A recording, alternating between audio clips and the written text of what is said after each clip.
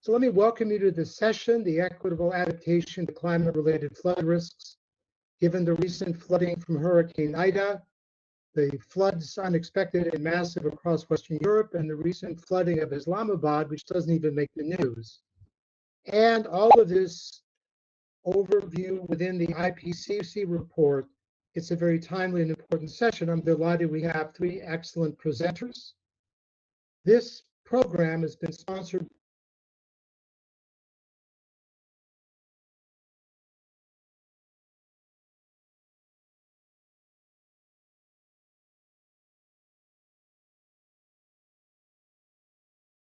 to ask questions in the questions and answer session on the screen. And we look forward to you presenting these and offering to each of the speakers the opportunity to respond, as well as at the end of the session. And now it's my pleasure not to have a long introduction, but to introduce our first speaker, Dr. Arshad Khalafzai, who will be giving us the first presentation.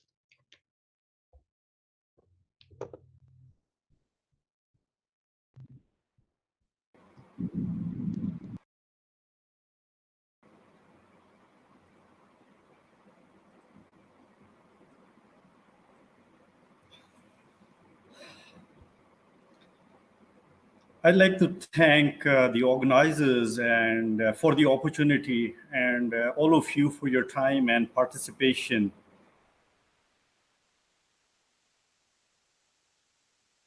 These are the contents of my today's presentation, including research methodology, sampling and data analysis, results, conclusion, and the way forward.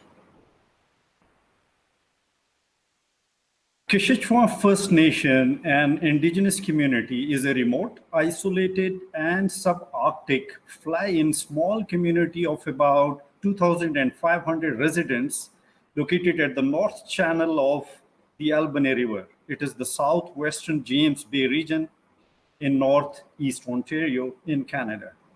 The original community was established around 1743 at Old Post, Albany Island, which is close to the coast of James Bay and prone to spring flooding. This was the third fur trading post of the Hudson Bay Company in Canada. The community was unwillingly relocated to the existing site in 1957, which is at high risk of spring floods. Spring flooding is an ice breakup and ice jamming phenomenon. In 2006, the government commissioned a minister named Alan Pope to conduct a study who recommended relocation of the First Nation to Timmins, which did not happen. Timmins is about 500 kilometers southwest of Kashechewan. The topography of the region is flat, low-lying, and muskeg, which is prone to spring floods. Changes in the landscape, resource development, and warming temperatures have significantly increased the flood risk. The community is frequently affected by the flood risk and evacuations every year, which have considerable socio-cultural, psychological, economic, and spiritual impacts. The 2006 flood, as shown in the photo, caused by the downriver ice jam at the ice bridge of the Winter Ice Road, almost wiped out the community. The increased flood risk and precautionary evacuations every spring due to the substandard community infrastructure, particularly the dike, has resulted in a new way of life for residents. Repeated evacuations cause significant economic and unaccounted for socio-cultural, emotional, and psychological costs. This diagram of Kashechewan highlights the critical community infrastructure, particularly the dike with many culverts, the airport outside the ring-shaped dike, the obsolete water treatment plant, schools and health clinic, and the sewage lagoon or solid waste pond in the northeast. The infrastructure is substandard, inadequate, and vulnerable to spring flows. My research aimed at how the community is affected by and responds to floods. The three objectives were, first, to explore Kashechewan First Nations traditional knowledge and local special knowledge concerning the elevated spring flood risk. Second, to examine residents' experiences of the impacts of actual flood or frequent flood risk and repeated evacuations. And third, to analyze the community's perceived adaptive capacity to increase flood risk. My approach was collaborative by involving the First Nation from the research design stage. I obtained the early input of the First Nation leaders on the research objectives, respect for their traditional way of life, recognition of communities' traditional knowledge, and triangulation of information. The Community Advisory Committee provided much guidance and feedback on the instruments of data collection. Individuals participated as capable and active research collaborators rather than passive recipients.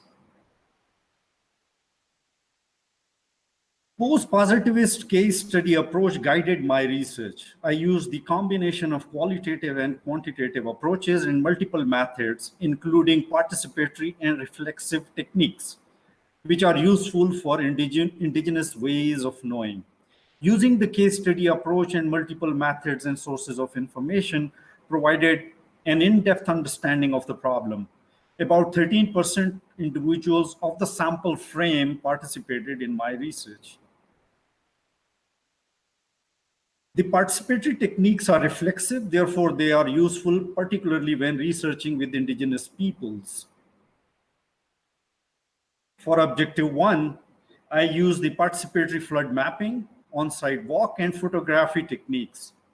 After flood mapping workshops, I decided to also use qualitative interviews for objective 1, which was not initially planned. For objective 2, I used semi-structured qualitative interviews. For objective 3, survey research and structured interview method was used to collect quantitative data. The blended sampling strategy included purposeful, snowball, and convenience sampling. I used purposeful and snowball sampling for qualitative research to select information-rich participants. Convenience sampling was used to select survey respondents who were readily available. I included all individuals above 18 who were willing to participate, have had experienced flood impacts and evacuations, and elders who had been observing changes on the land, in the environment, and in the region's hydrometeorology. The sample frame included all subgroups, such as sociocultural, economic, and demographic. The strategy enabled me to include 155 people. For data analysis, I used different software, coding schemes, and statistics. I applied the vulnerability concept by focusing on people's exposure to the hazard risks, their sensitivity to impacts, and adaptive capacity to floods. I used adaptation regarding the decision-making processes and actions undertaken to maintain the capacity in dealing with existing or future anticipated changes, but without undergoing dramatic functional or structural changes while sustaining growth. Resilience focused on the First Nations' ability to respond to floods by reducing impacts, sustaining minimum loss, and quickly recover, as well as avail the opportunities created due to the change. Results objective 1. The area is wetland and muskeg with a small variation in its elevation. The coastline is mudflat and below the sea level. Kashechewan is only a few feet higher than the river and 27 feet above the sea level. The elevation of reserve decreases as we get closer to James Bay, and the land is less muskeg while moving away from the bay. According to the 2005 engineer's report, the ring-shaped dike made of gravel and sand has serious deficiencies which could result in failure during spring breakup ice jams. Particularly after the 2006 flood, residents do not trust the dike that it will protect them in the future. These photos highlight the vulnerable parts of the dike, including the wall and culvert. The dike is not maintained regularly and the settlement is being noticed. Despite dike improvement with concrete blocks between 2007 and 10, it is still inadequate, deficient, and deteriorating. The 2006 flood resulted in 5-foot flood water at the airport road, as indicated by Elder William Sutherland, and the runway was under 2 feet flood water.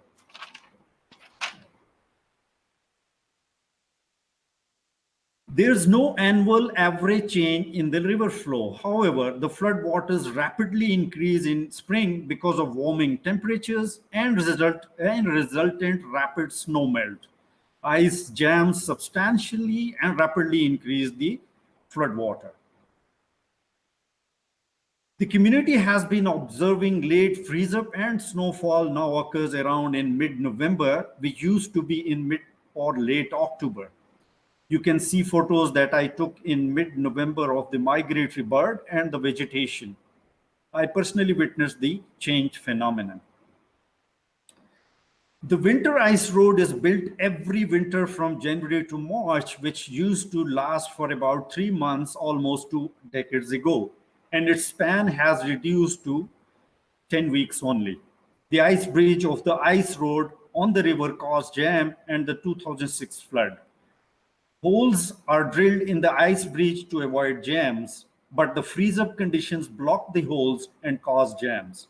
The warming also has reduced the span and safety level of the winter ice road, which has socioeconomic, communication, and transportation significance. This GIS map highlights 6 major typical jam sites, as shown in red as JM1 to JM6. The 3 downriver jams, JM1 to JM3, are critical for sudden onset of rapid flood reaching several meters high and allowing little or no time to evacuate. JM1 and JM2, located 5 kilometers downriver, seriously threatened Kashechewan. JM1 caused the 1976 and 1985 floods. And GM2 is at the ice bridge, which caused the 2006 floods, as you have seen the photograph. GM3 in the South Channel triggers flood in the neighboring Fort Albany community, but also threatens Kashechewan by blocking, reversing, and then diverting the flow into the North Channel. The major jams and several islands and rapids in the 2 channels cause jams and contribute to flooding. The timing of annual maximum spring discharge shows that premature breakups caused the major floods of 1976, 1985, 2006, and 2008, with flows over 6,000 cubic meters per second. However, the higher flows of 8,000 cubic meters per second or more in 1992, 96, and 97 were over mature breakups and did not result in floods. This shows that the floods took place due to ice jams and not because of peak flows.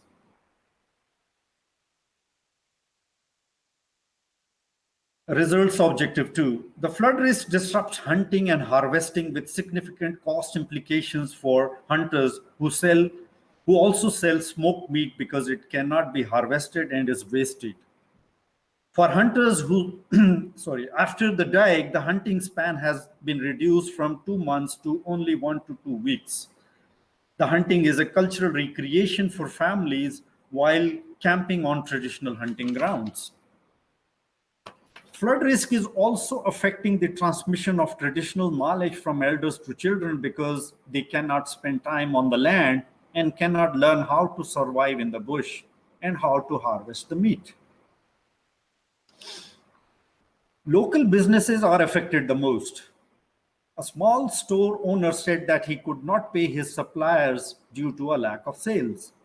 The daily wage employees, mostly females, at the northern store go weeks and sometimes months without pay during evacuations. People's stress and anxiety increase due to the uncertainty as spring approaches. The uncertainty and fear of being flooded have become a new way of life. The community has been evacuated 14 times since 2004 to at least 22 different host communities across Ontario. The total average air distance of Kashechewan to host communities is 480 kilometers.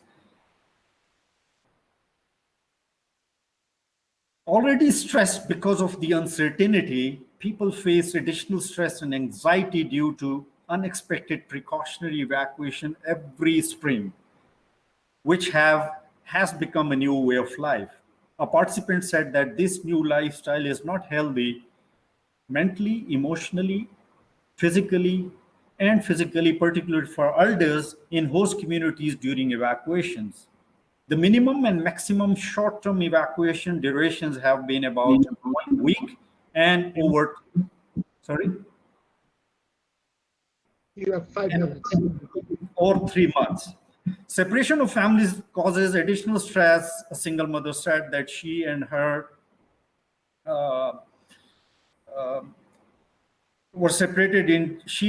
family were separated in 2013 and scattered in seven different host communities, which increased her stress and caused loneliness. The death of an evacuee during an evacuation is the most difficult time and experience for family, which returns to Kashechewan for a day trip for burial and traditional rituals. Many participants experienced racism in host communities. Some decided not to tell people where they were from to avoid racist comments. Moreover, the First Nation leaders were concerned about drug abuse, especially by young adults. Some evacuees were involved in excessive use of alcohol. Emergency preparedness has more organized each passing year. People pack their bag, shift their household items to the upper floor, manage their grocery supplies, and protect their households by sealing doors and windows. One participant said that he only takes 2 pairs of clothes, IT devices, and buy clothes in host cities. The long-term evacuees were affected the most. Their houses were demolished and household items were damaged or destroyed. Paul Wesley recalled that no evacuee in Kashechewan knew until the last minute that their houses were being demolished. He said, I felt like crying, and what we all did. The experiences were not only stressful, but caused culture shock for the evacuee families. Paul also said that the experiences in Kashechewan brought back memories of being in a residential school, and living away for 3 years resulted in feeling disconnected from the community after returning Kashechewan. Results objective 3. Quantitative results support the qualitative findings. 65% of respondents perceive that the flood risk is very high or high. 77% of older age 40 to 59 and 80% of elder over 60 perceive that the risk is very high or high as compared to 53% youngsters age 18 to 39. 76% think that the best solution to the problem is to relocate, and over 82% are willing to relocate 30 kilometers upriver. A significant majority think that they are prepared for future flooding, and over 77% think that the frequent emergencies have improved their preparedness and coping capacity. The inferential statistical results show that residents' risk perception and perceived capacity are high, which have reshaped their adaptive behavior. The strong positive correlations between 4 determinants and the two-way analysis of variance also suggest high perceived capacity. The qualitative results that preparedness has improved confirmed by the inferential stat results. However, the results of two-way ANOVA that First Nation perceived adaptive capacity is high are supported by principal component analysis. Conclusion. The flood timing and extent has changed in recent years with warming springs, including earlier spring, snowmelt, and rapid runoff. Flood impacts are aggravated by landscape and resource development, which have increased the frequency and scale of breakup ice jams. The regular flood risk has significantly increased the First Nations' physical and socio-cognitive vulnerability. The flood risk is frequently impacts community infrastructure, hunting and harvesting, and the local economy, and causes stress. Residents' experiences during evacuations have increased their social, cultural, and psychological vulnerability, and frequent evacuations are negatively affecting their well-being. However, dealing with repeated emergencies have improved their preparedness and coping capacity. The survey results show that community has high perception of risk and perceived adaptive capacity, along with changed adaptive behavior in addition to improved preparedness. Translating higher perceived capacity into greater total adaptive capacity would enhance community resilience. The way forward: the First Nation be relocated from existing very high risk location to Site 5 on reserve 30 kilometers upriver.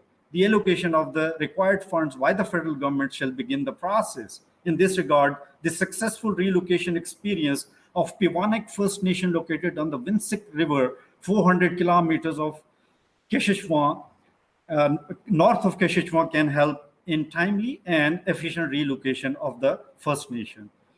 Thank you for your patience, and I would also like to thank the donors, particularly Chief Leo Friday, community elders, and all research participants. Thank you very much. Thank you, Dr. Khalafzai, for such a compelling and strong presentation that takes a very specific case that deals with so many of the broader issues of sociocultural disruption, long-term impacts on young people in particular. We have a few minutes to take questions from the audience.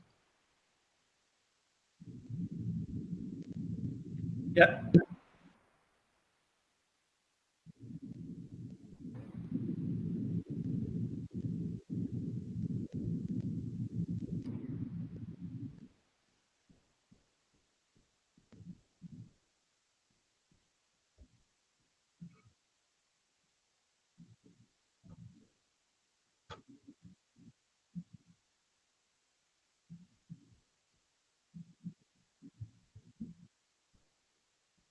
So since none have immediately appeared, let me ask you about the relationship of First Nations people and how much sovereignty do they have in terms of making decisions? Oh, sorry.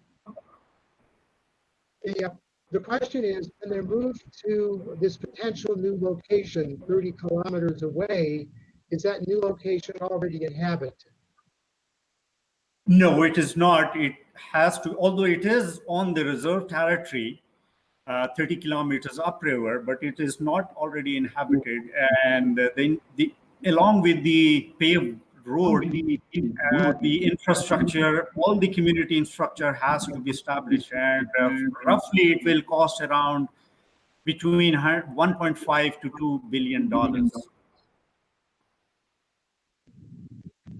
And what would be the role of the federal Canadian government compared to the role of the First Nation people based upon treaty relations?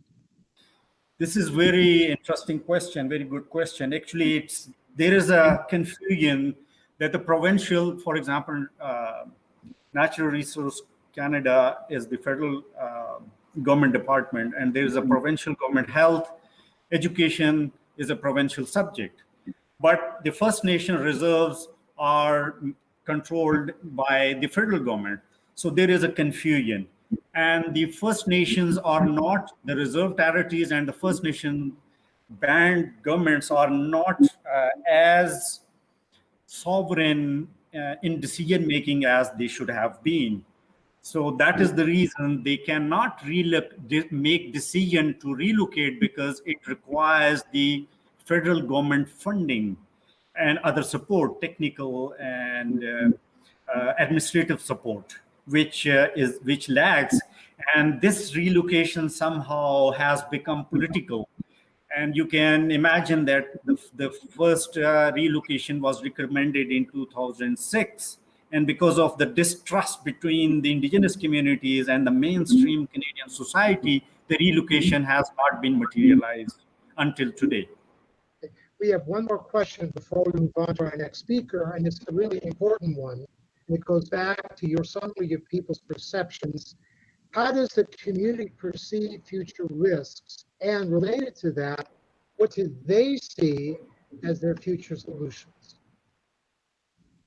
The community perceive, particularly elders, as compared to the younger generation, which lacks the traditional knowledge, traditional ecological and local spatial knowledge. The high perception risk is probably higher because of the eroding traditional and local spatial knowledge. The communities used to, in the old days, before the European settlers arrived and forced the indigenous communities to settle on these floodplains for their convenience to continue the fur trade using the river and the James Bay sea routes. Unfortunately, these communities were forced to settle in the floodplain and a very high risk initially, and then again in 1957 existing location which is very high. And the change from traditional nomadic lifestyle to the modern Western lifestyle, permanent residents, permanent settlement has also significantly increased. Why? Because the nomadic during the nomadic lifestyle, these communities would go inland hundreds of kilometers away from the spring during spring from to avoid the flood risk. Thank you very much. And again, thank you for such a stellar presentation. We really appreciate what you brought to us today. We will now move on to Arun Pallathadka, who will be looking at urban flood risks and green infrastructure, who is exposed to risk and receives benefits. Again, after the storms recently in the East Coast, Arun, we can only say your presentation is very timely and we look forward to it. Thank you, Stephen. I appreciate your introduction. Good morning, everyone. Today I'll be speaking about the urban flood risk and its relationship to green infrastructure with the background to racial and ethnic minorities and economic minorities in 3 US cities of Portland, Atlanta, and Phoenix.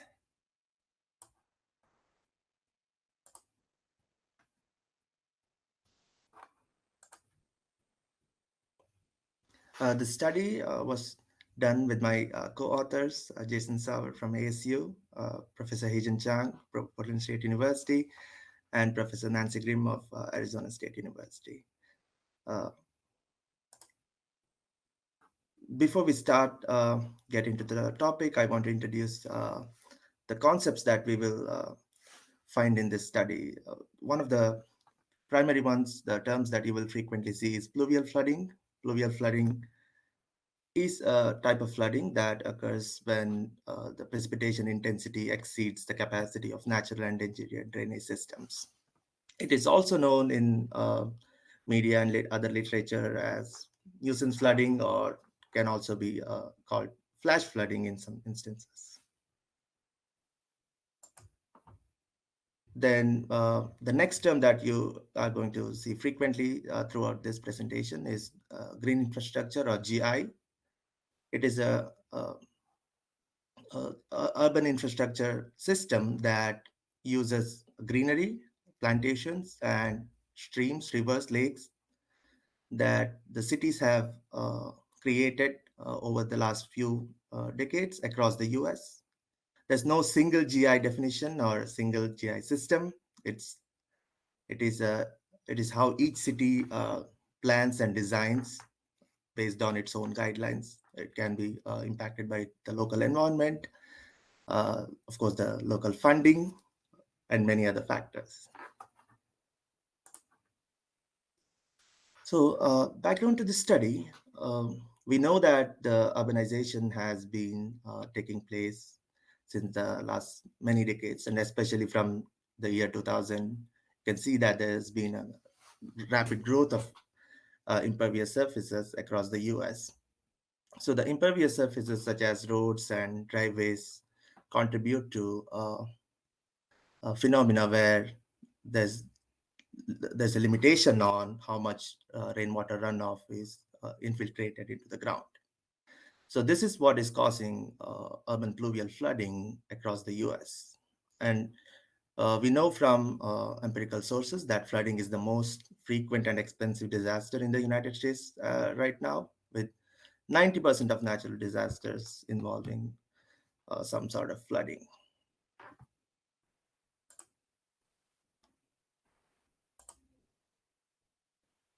And one of the impacts of flood is that, one of the unfortunate impacts of flood, I must say, is that the flood impact is not felt equally.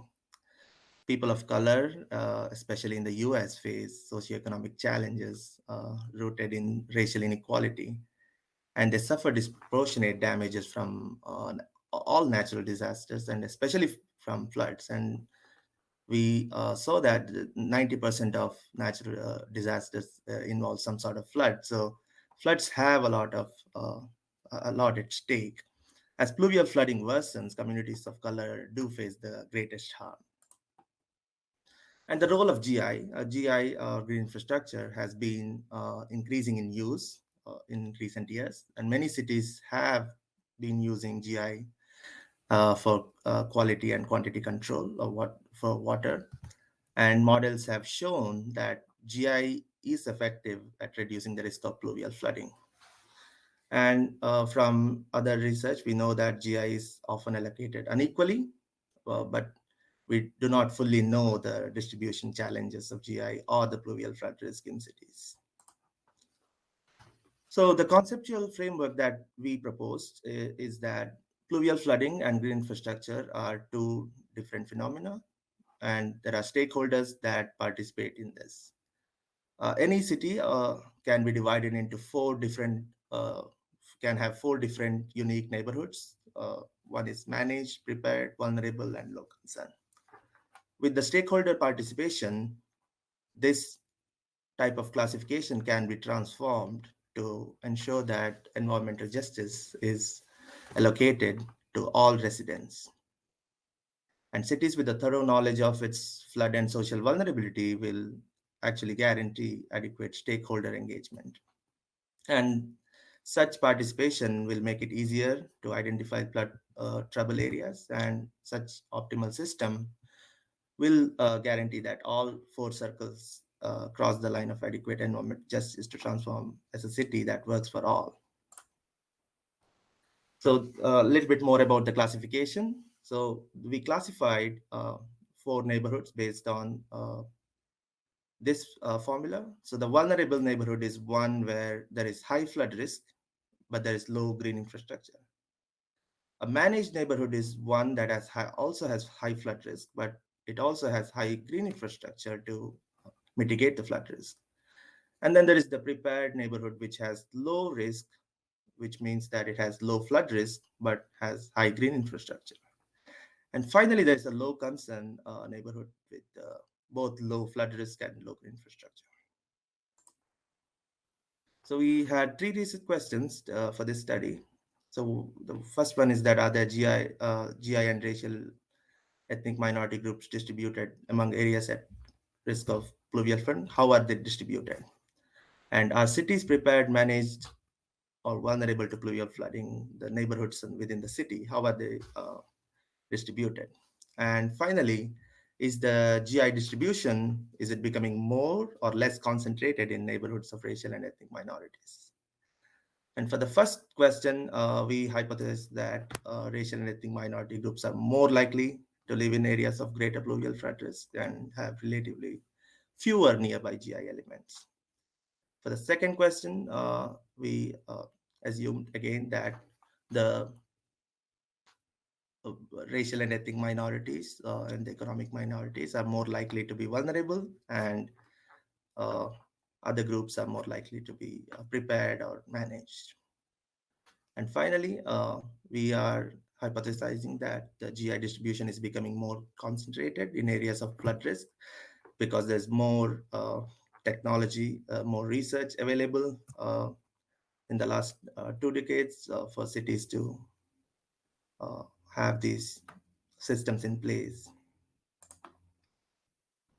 And our study cities are Portland, Phoenix, and Atlanta. And these 3 cities have a history of pluvial flooding, and they are also severe and extreme flood cases projected in future. And all these 3 cities are growing. And last but not least, these cities are located inland, which means that they are free from coastal flooding, which gives us a better overall picture of its pluvial flood story. And for this study, we used 3 pieces of data.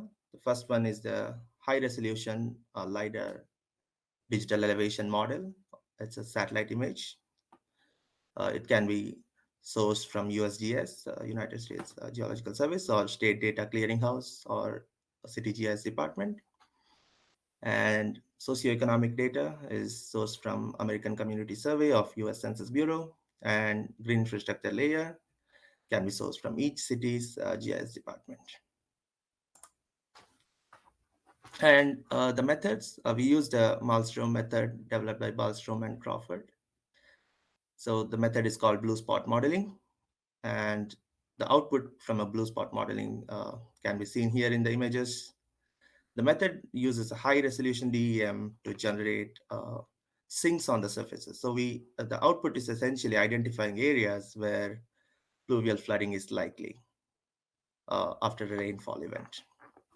You can see that there are roads here where you see the water stagnant, it's not moving after rainfall, and we identify this as a likely area of pluvial flooding. And then we also conducted a spatial analysis to summarize the areas of blue spot, which is the pluvial flood within a neighborhood. And we also summarized green infrastructure because we want to understand the relationship of pluvial flooding and green infrastructure in neighborhoods. And we took the top quartile values, which is the top 25% of the values of both green infrastructure and blue spots. And we assigned ranks.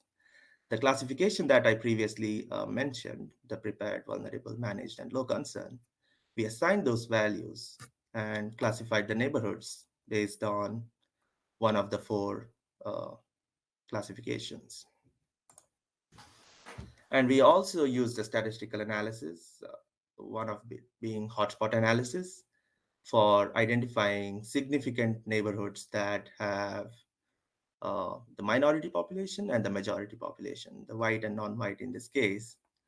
And an example of which you can see here, this is the Portland's white population. So all the red that you see have significant white population in Portland, whereas the blue that you see have significant non-white population.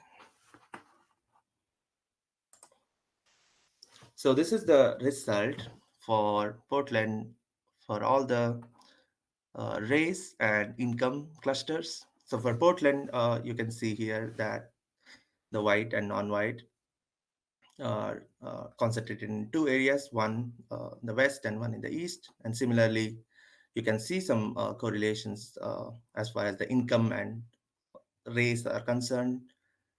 There are areas that overlap.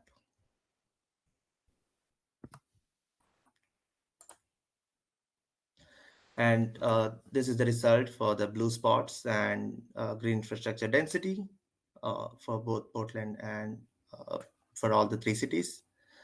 And you can see some interesting patterns, especially in Portland and Phoenix.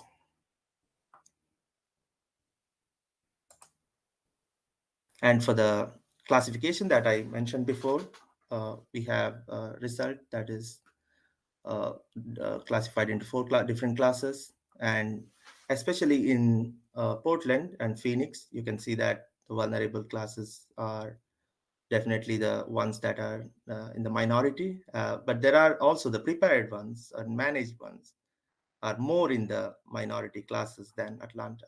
The Atlanta has a more random distribution of these classes.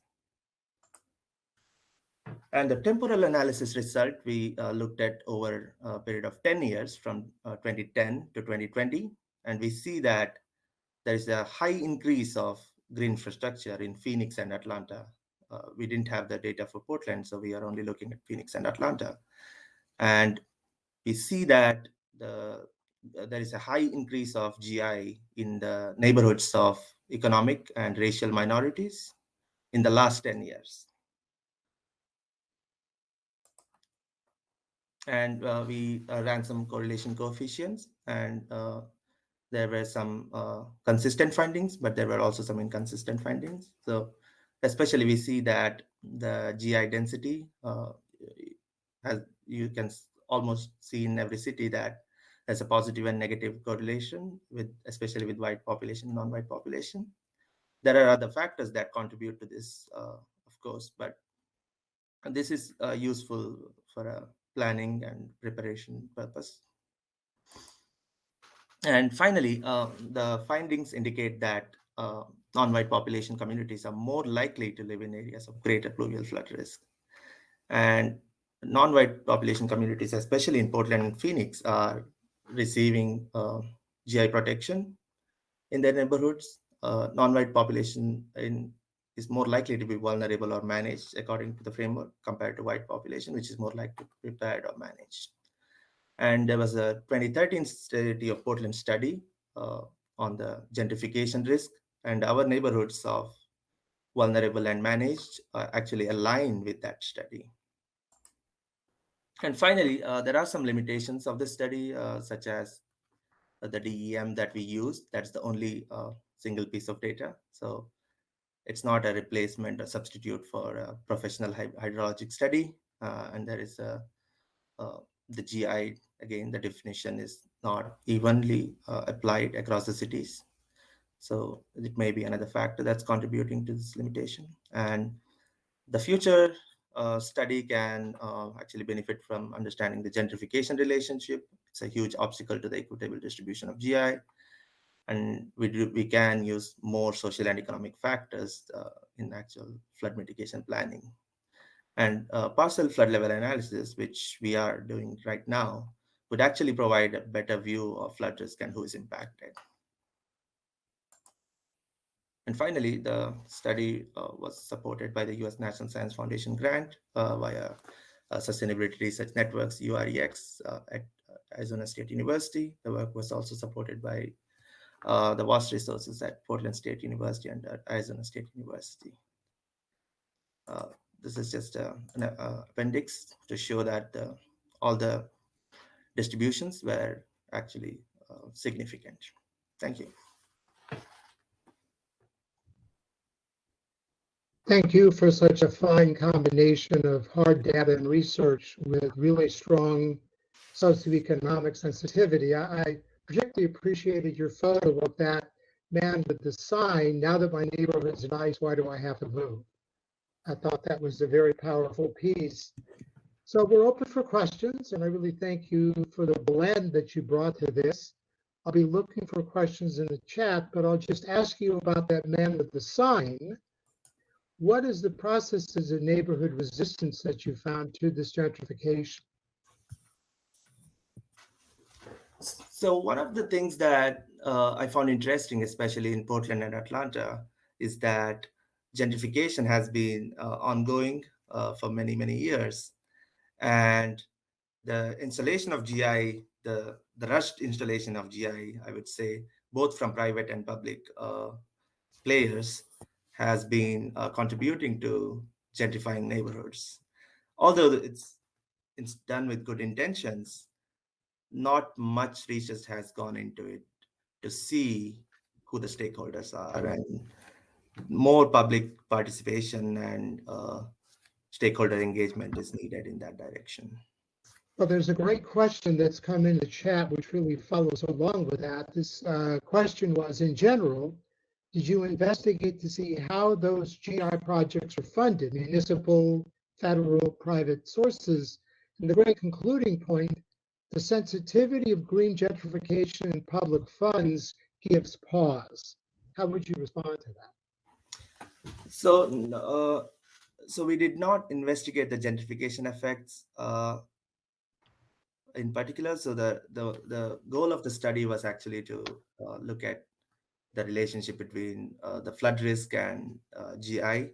But for sure, the gentrification is something that the future study should look at.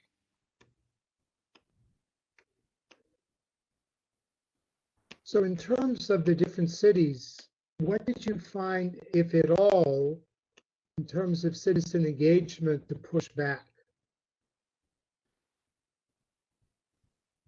Can you repeat the question, please? Yeah, when you looked at the three cities, did you find distinctive ways in which citizen groups push back on the gentrification?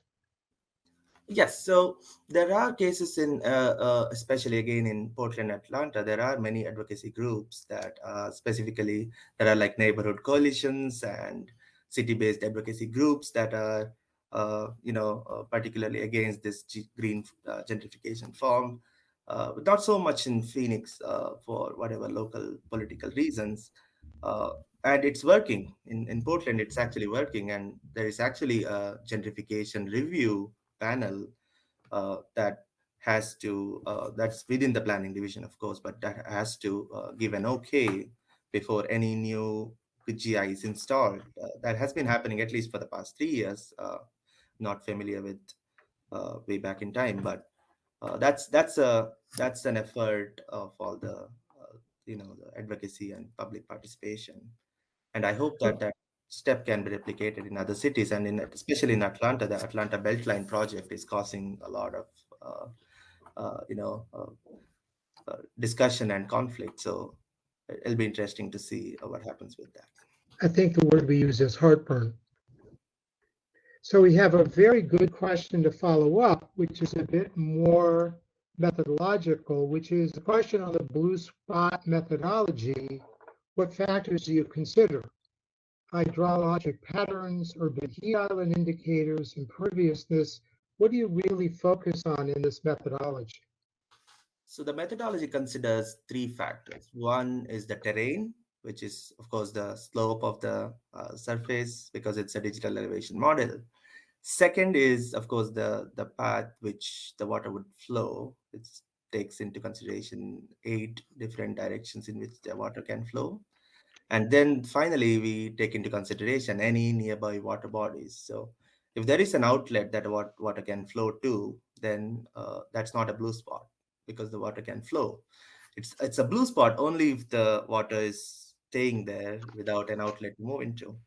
But again, the limitation of this study is that we do not know if there is some sort of gray infrastructure that might be taking care of some of the outlets. I'm not saying all of the outlets, but some of the outlets might be addressed to Okay, this. we have two more questions, and I want to try and get them both in because they're very good. The first one was a follow-on from the individual on the blue spot. You have three very different climates with different cities. Could you identify one major trend and difference between them? Sorry, I can't see the full screen of the question, so I can't really read. Can you repeat the question? So do you have three very different climate zones? Yeah. With each city, can you identify one trend or difference between them?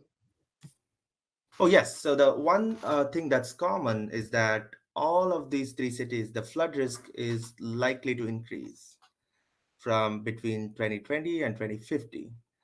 Uh, this is also evident from, there's a project called First Street, which publishes the flood, which we are using right now for identifying parcel level flood risk. So the flood risk is actually increasing. The high flood risk is actually increasing. And one thing that is different is how cities are addressing the flood risk.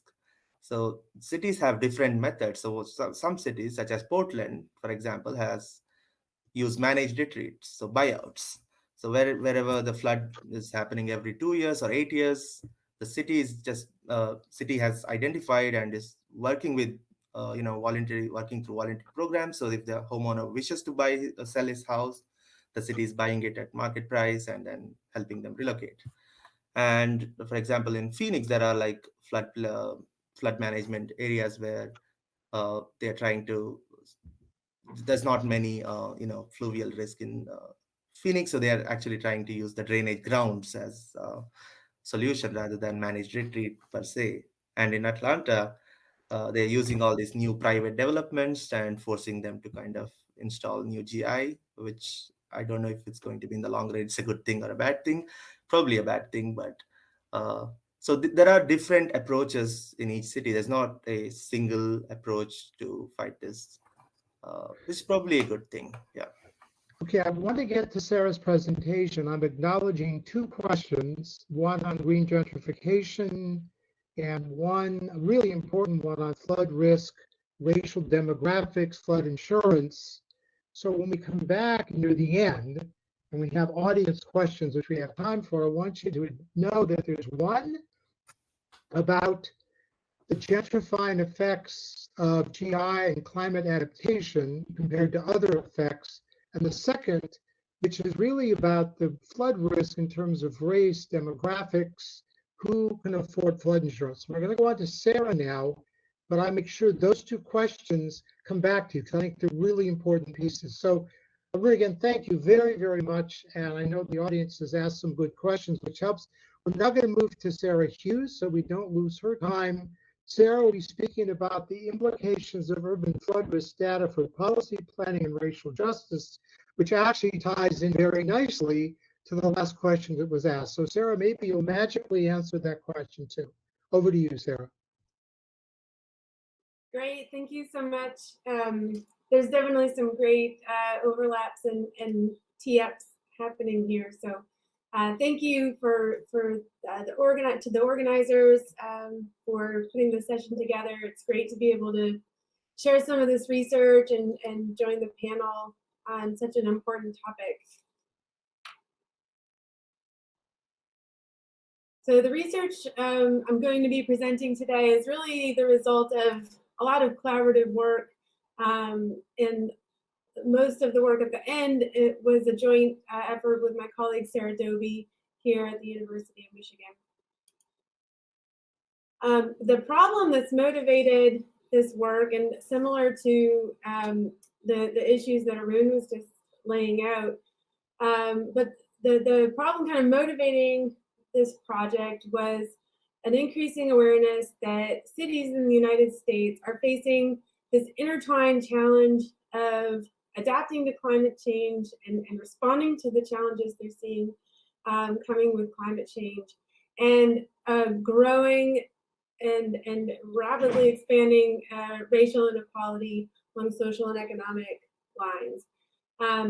And what was becoming, and this grew out of a workshop held, an NSF workshop held in the summer of 2019, but I think is also evident in other ways that local decision makers, policy makers, planners, staff at the local level are increasingly aware that these two challenges are intertwined, that the challenges and issues that are brought by climate change are inextricably linked to vulnerability and exposures that are driven by and exacerbated by racial inequalities. And that this is increasingly something that decision makers are aware of. They see the importance of addressing these linkages and taking these problems on, but are not always sure where to start and how to shift their practices in ways that better reflect those realities. So that was the real starting point for this project, was trying to say, okay, how could we as researchers and as a university community help on this problem? Our focus to start, at least, has been the Great Lakes region. So I've highlighted that on the map here. A region of 8 states in the north central, northeastern part of the United States.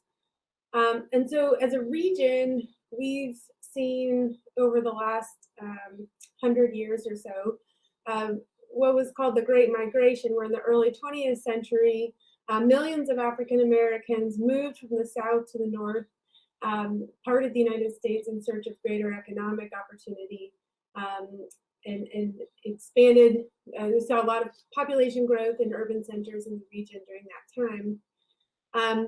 Today, 15 of the 25 most segregated U.S. cities are located in the Great Lakes region. So this migration, while it did produce economic opportunities in many ways, has also led to this bifurcation in a lot of ways in the segregated urban areas.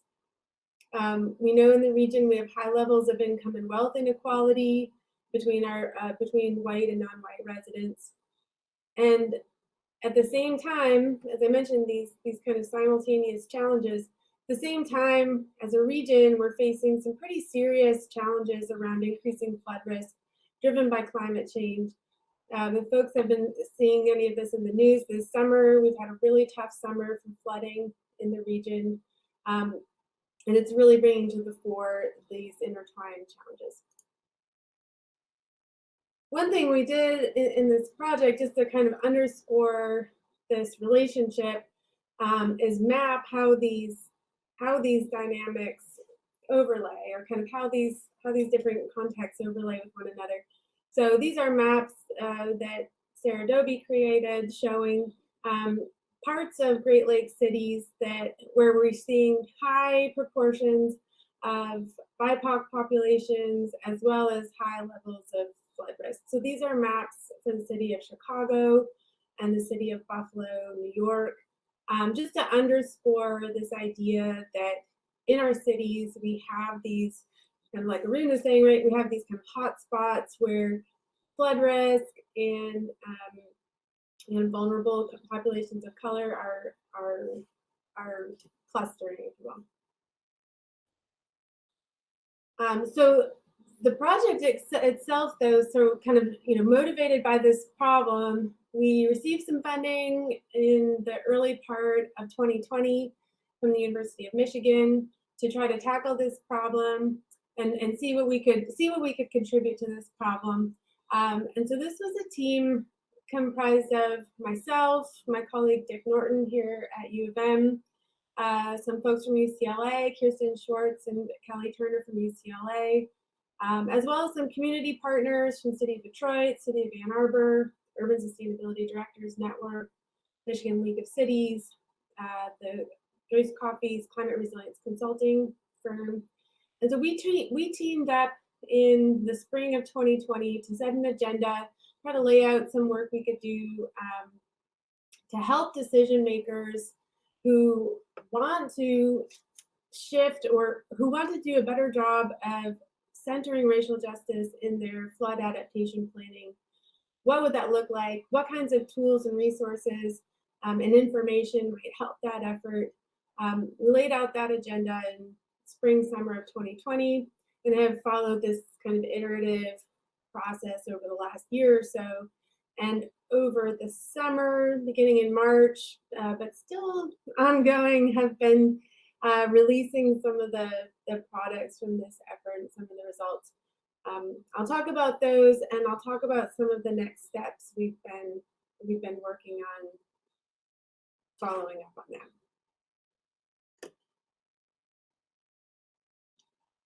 So the main sort of outcome or product from this collaboration is a report that we put together called Centering Racial Justice in Urban Flood Adaptation. The report and the supporting materials can all be found on this website. It includes policy briefs, tools and guides that are all kind of located in one central repository for decision makers. I'll walk through what some of these look like. Our main centerpiece of this is identifying these 5 principles for centering racial justice in urban flood adaptation.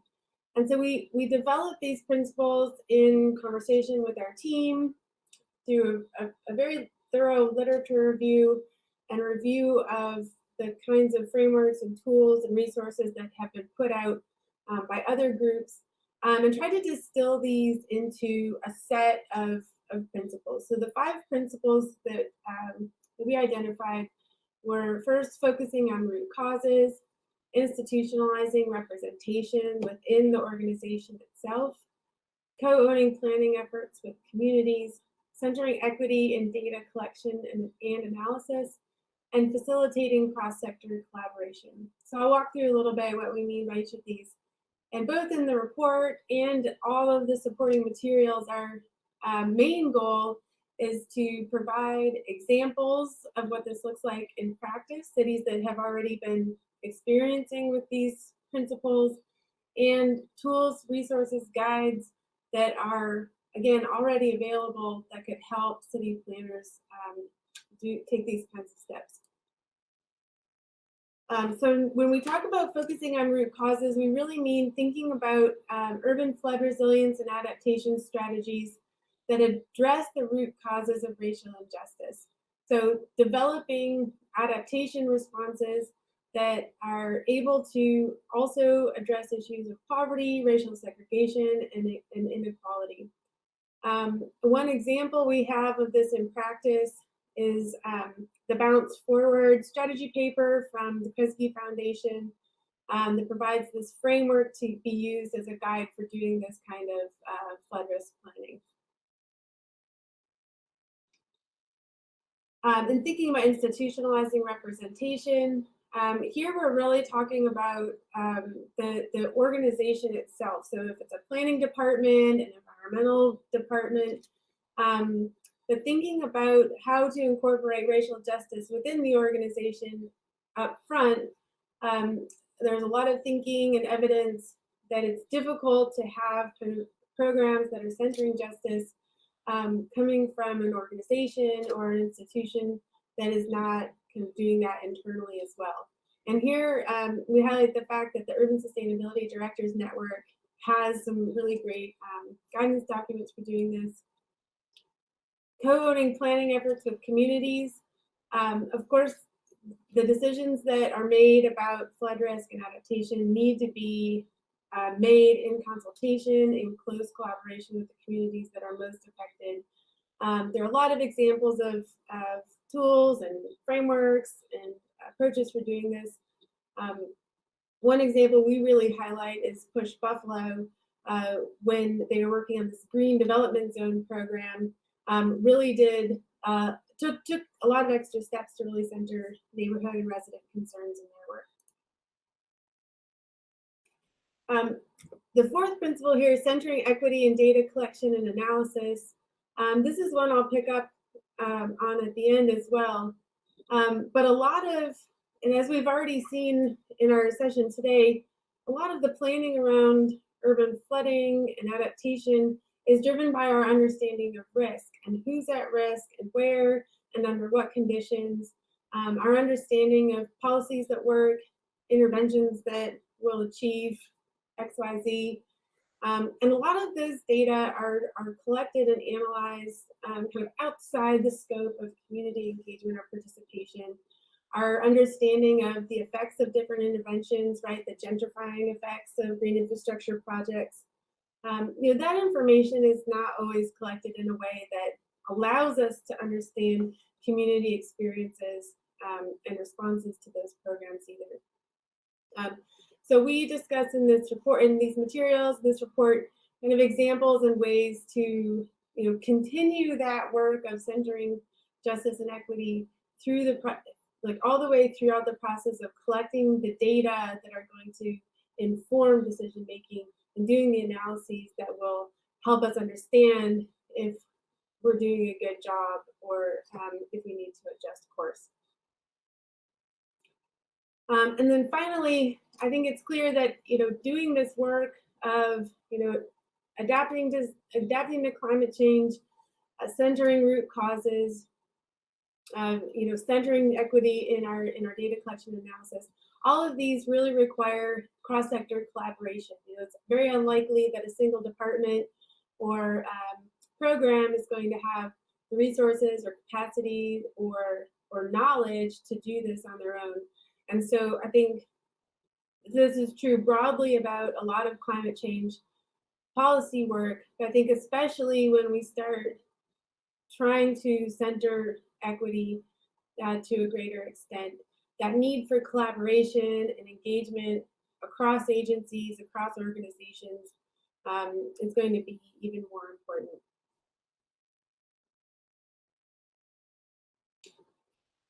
And so, as I mentioned, one thing we're trying to follow up on this, and I guess particularly in thinking about the data inputs and flood risk planning, is where the data are coming from and how those data are informing our understanding of where investment's needed and how well we're doing with our current program. So as Arun highlighted already, we can distinguish between riverine or fluvial flooding and stormwater driven or fluvial flooding risks.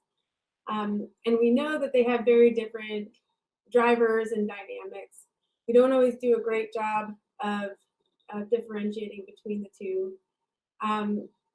And typically in most cities, certainly in the city of Detroit and others that we've worked with, it's difficult to have really up-to-date, really complete information on flood risks, especially at smaller scales. And I would add, especially when we're talking about fluvial or stormwater driven flooding, that it can be really difficult to have a really robust understanding of what the flood risk is for a particular neighborhood, let alone for a particular household.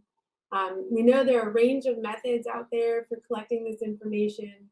And so we wanted to do a bit of follow-up to see what it looks like to use those different sources of information to characterize flood risk, and specifically looking at the city of Detroit as an example.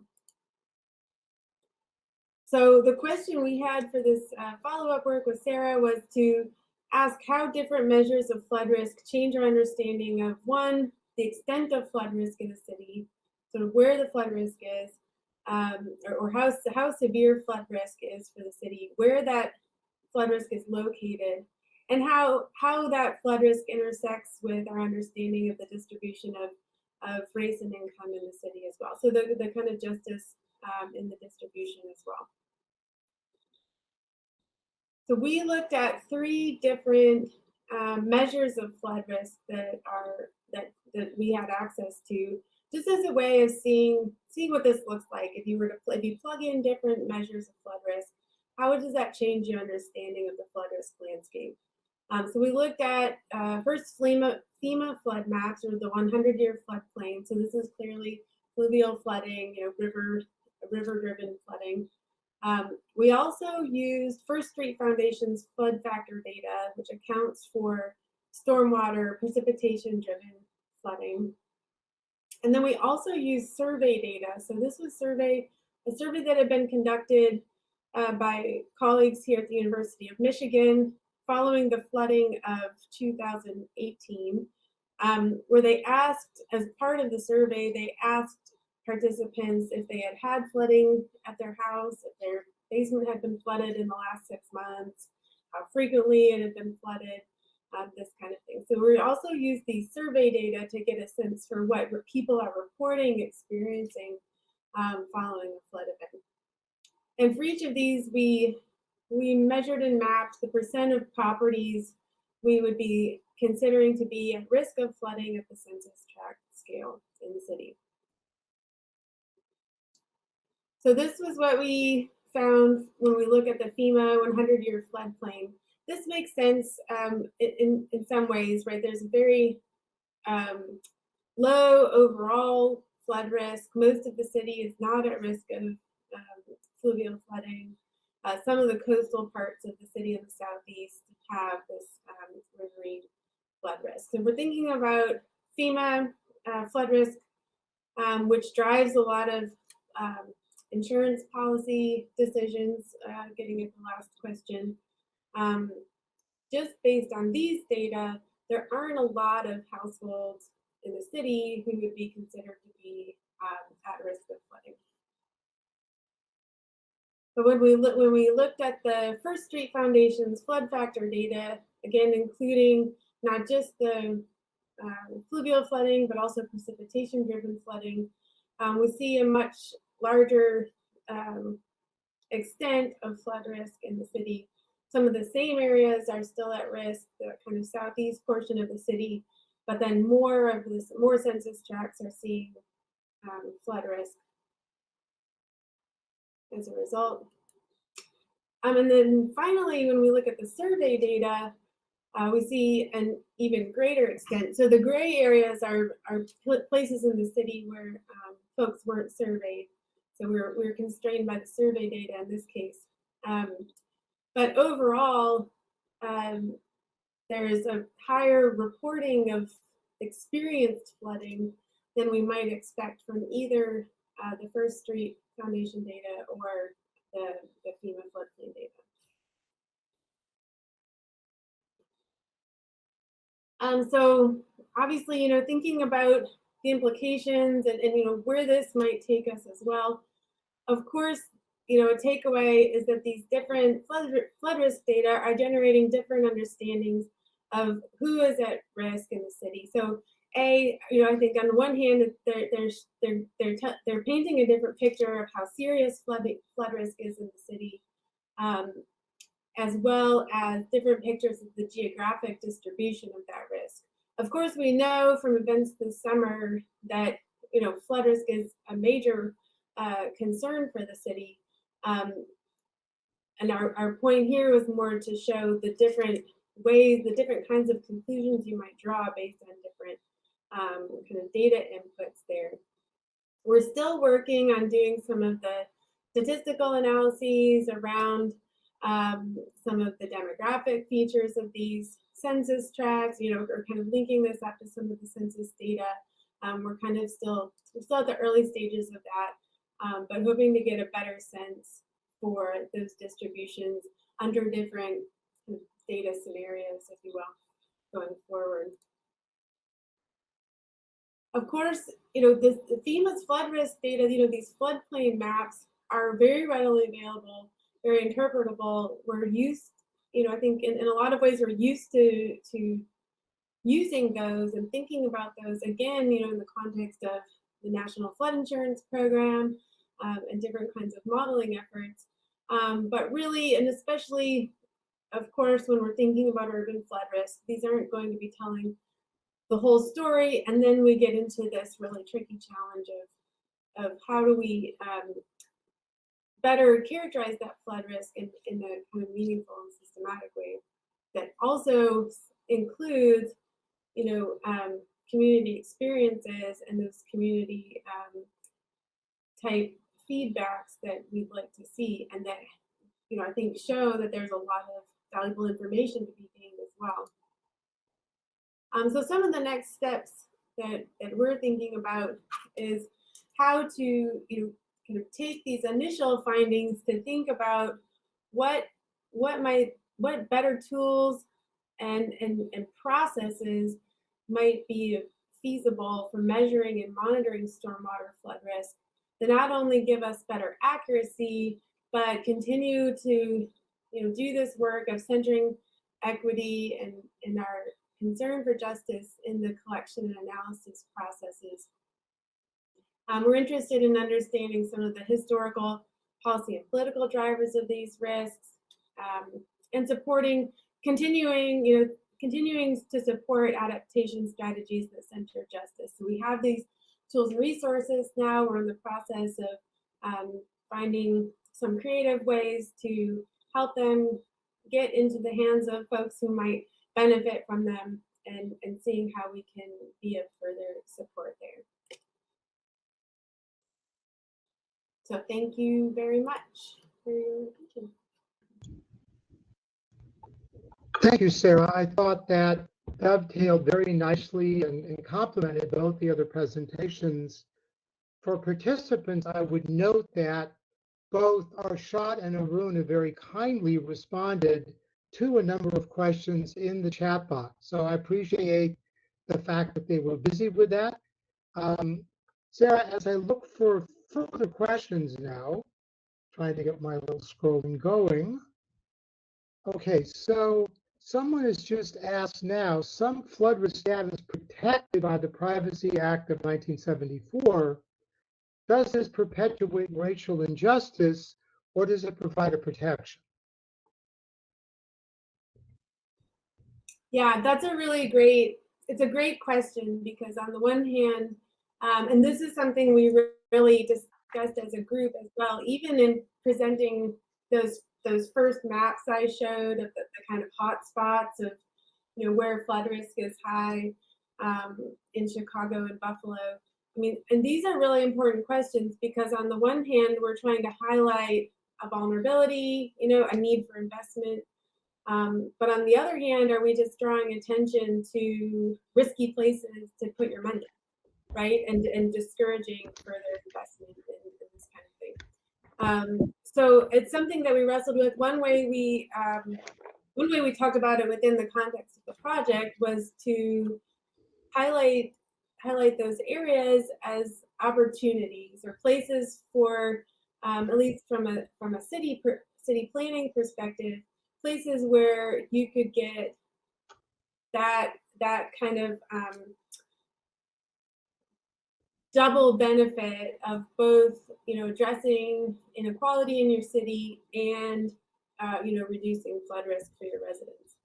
I think on, this specific question, the Privacy Act, or the kind of, I guess, both more specific and more general question of protecting privacy around flood risk, I think it is important. And my own take would be that I think at the parcel level, I think it probably makes sense to maintain that privacy, and maybe there are ways we can continue to talk or think about kind of community or neighborhood level risk as a way of minimizing those impacts. Okay, so another question. Did the survey data have some potential biases? Because they report that some more affluent communities, they report flooding more quickly than BIPOC or less connected or educated communities. And I would tie that into your last point on your slide, supporting adaptation strategies that center justice. So if you could address that good question and then come back around to what does it mean to center adaptation, particularly in the communities you're looking at, centering them around justice. Mm-hmm. So I'm just noting this down. So I think so I'm maybe not familiar with those studies. I think that I have seen evidence that more affluent and educated people are more likely to submit like FEMA claims and this kind of thing. I guess I'm not familiar with studies that would show that in a survey like this, we would expect people to underreport. But if that's the case, then I'd love to look at that. We did do some initial work looking at the relationship between who's reporting flood risk and who's and some of the demographic kind of income and race and education levels of those neighborhoods. We did see some relationships that showed that neighborhoods with lower incomes were seeing more frequent flooding, and we're also reporting more economic hardship as a result of the flooding. But like I said, we're still in the early stages of that, and I'm not confident enough in our findings yet to really say a lot. But that's something I'll have to look into in terms of the bias in the survey. In terms taking one step back in your PowerPoint, this understanding historic policy and political drivers of these risks, are there any in particular you're going to focus on? Well, so one that we explored a little bit is the history of redlining in the city, and if redlining patterns have played a role in kind of concentrating risk in different parts of the city. We've done some initial work to kind of overlay those maps with our understanding of flood risk. I think a challenge here is that we're still at the stage too of really grappling with what's our best accurate representation of flood risk and how to think about that. So we're looking at these redlining practices in the past. We're also looking we're thinking more broadly about land use, zoning, and housing investment strategies that have been in place to direct investment into different parts of the city. Thank you. So as we come to the end of this session, I'm reminded of a very old book whose title was Nature Pleads Not Guilty. And the point of the book was that while there are many so-called natural disasters, Rarely are the impacts of these disasters just the result of so-called nature.